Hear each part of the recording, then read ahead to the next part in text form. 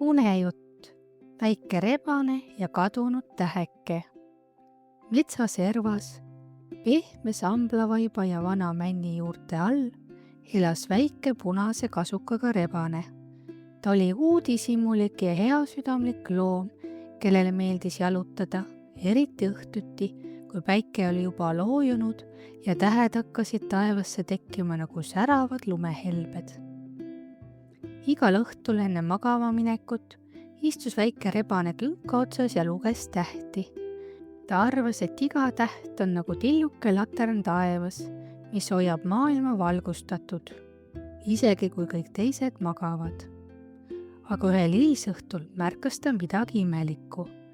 Taevas oli üks tühi koht, täpselt seal, kus tavaliselt säras tema lemmiktäht. Väike vilkuv täht, mida ta nimetas säraks.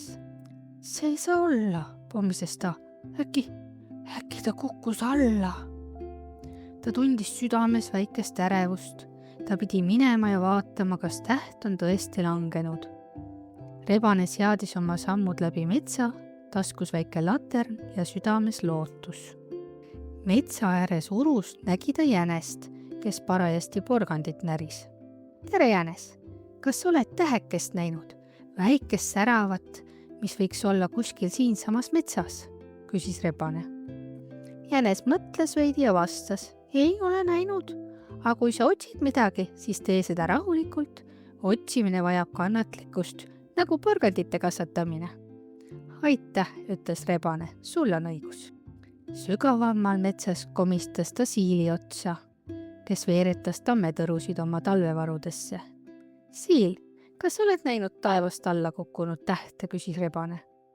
Siil noogutas aeglaselt. Midagi siras puu juure all, vana tamme juures. Rebane tänas ja jooksis tamme poole.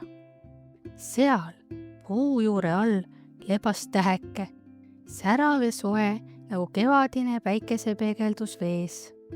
Täheke ei olnud suur, aga tema valgus oli pehme ja rahustav. Just nagu ütelnuks ta, kõik saab korda. Tere, täheke, sosistas rebane. Kas sa kukkusid taevast alla? Täheke helkis veidi heledamalt ja vastas tasa. Ma kukkusin, sest olin väsinud. Ma olen liiga kaua valgustanud, aga nüüd ei leia ma teed tagasi. Rebane tundis, kuidas tal läks süda hellaks. Ära muretse. Aitame sind koju tagasi.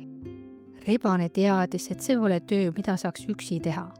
Ta jooksis tagasi jänese ja siili juurde.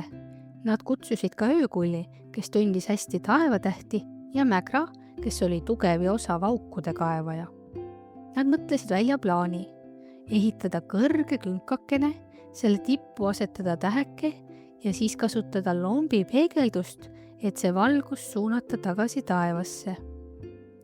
Ja öökull arvutas välja õige suuna, kuhu täheke tuleb asetada, et taevaga joonduda. Töö käis terve õhtu ja osa ööst.